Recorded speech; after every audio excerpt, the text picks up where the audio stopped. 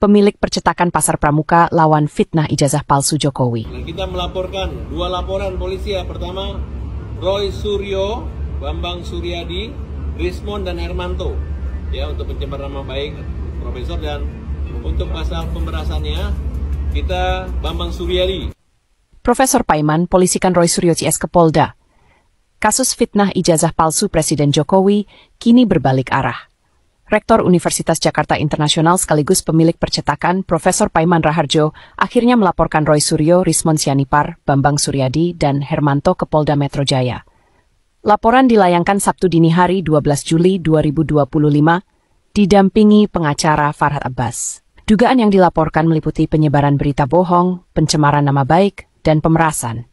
Profesor Paiman mengaku difitnah terlibat membuat ijazah palsu Presiden Jokowi di Pasar Pramuka tanpa bukti.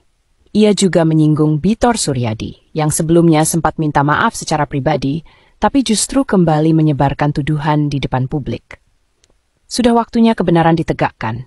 Ini bukan hanya soal nama baik saya, tapi juga soal kehormatan dunia pendidikan, tegas Profesor Paiman. Kuasa hukum Farhad Abbas menambahkan, penyebaran fitnah bukan hanya menghancurkan reputasi seseorang, tapi juga membahayakan demokrasi.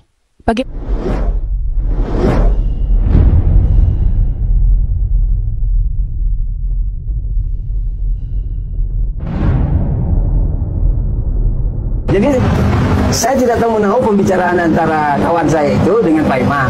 Tiba-tiba saya dapat kirimannya dari Pak Imam. Dan 15 bukan 20, saya mintanya 20. Kan gitu. Terus dituduh saya memeras kalau 100 juta. Kan di atas angka itu. Ini malah diturutin. Jadi makin kacau di Profesor. Ini berarti kejadiannya baru ini. Oke. Jadi saya menganggap waktu dia ngajak pertemuan makan, saya pikir ajakan ini diinisiasi oleh Pak Iman atau ini kawan tadi. Saya nggak kenal. Okay. Nah, saya diajak makan, terus dia menjelaskan, "Bang, abang memfitnah saya." "Oh, kalau memfitnah saya minta maaf. Saya aktivis, dididik banyak senior." Kan dari Taufik Imas, Hariman Serigal, Buyong Nasution, Rahman Toleng, Marsilam, segala macam. Itu orang mendidik bagaimana cara berpolitik. Kalau memfitnah minta maaf. Nah, saya minta maaf. Tapi kan saya minta maaf untuk yang ini. Kan? Nah, setelah saya dapat informasi banyak dari Yayasan Mustopo, dari kawan-kawan alumni, ya saya sodorkan lagi ke dia. Ini pernyataannya, bahwa kamu memang belum saatnya jadi profesor. 3 bulan, belum sampai 3 bulan profesor. Orang lain nunggu 5 tahun. Nah itu aja. Jadi kalau sekiranya dia mengginikan saya, hasil pertemuan itu dia viralkan. Bitor minta maaf. Saya biar aja, saya diam aja. Ya udah, dia menggunakan haknya. Dokumen nikah, dokumen apa, sampai itu semua dibikinin, termasuk surat keterangan sehat dari rumah sakit, tidak kena narkoba, terus apalagi ya, surat nikah, segala macam itu dibikin. Oh, satu paket. Kenapa harus dibikinin? Kan dia udah menikah. Persyaratannya harus itu. Kan pasti kalau surat nikah ada, Bang Beto. Ya mungkin ya, tapi pada waktu diterima sama ya, tim Jakarta itu memang nggak ada semua. Oh, jadi dibikinin. Jadi dia minta. Jadi fotonya itu sama semua. Oke. Foto nikah, foto ijazah, foto SMA, foto itu sama semua. Kenapa Bang Better tahu bahwa fotonya itu sama semua? Kan dibilang kan. Pernah lihat nggak? Bang Better pernah lihat? Belum lihat. Pernah lihat nggak? Bang Better pernah lihat? Belum lihat.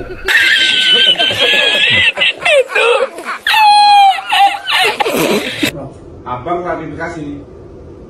Siap. Ya. Siap. Karena kadang saya memang sekolah beneran. Siap. Ya, S1, S2, S3. Tadi kita sudah diskusi. Ya. Saya sudah menyatakan minta maaf. Ya.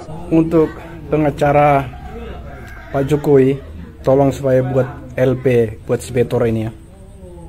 Walaupun dia sudah minta maaf ke Paiman, ya, tetapi dia telah membuat ya kegaduhan baru dengan isu ya ijazah dibuat di Pramuka ini.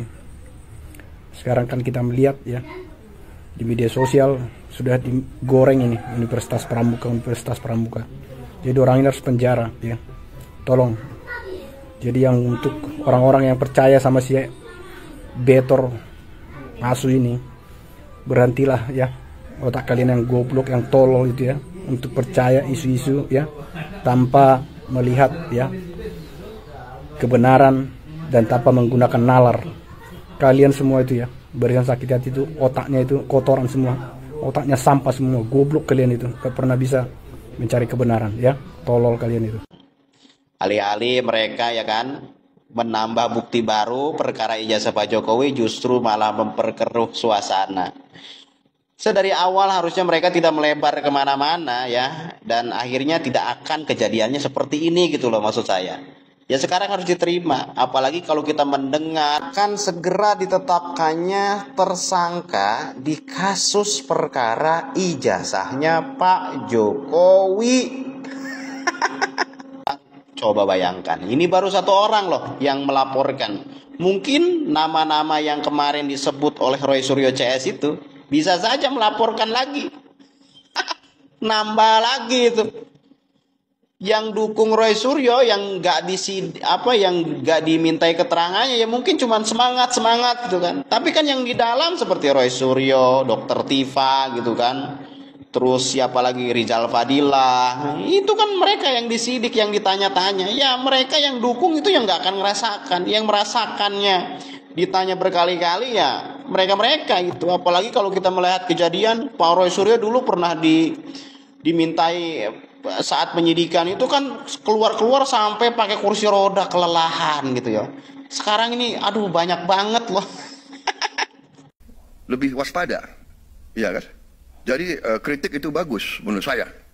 Tapi kalau suatu program untuk menciptakan kondisi yang tidak rasional, ya kan? Ini harus terus diadakan istilahnya klarifikasi dan penjelasan, ya kan?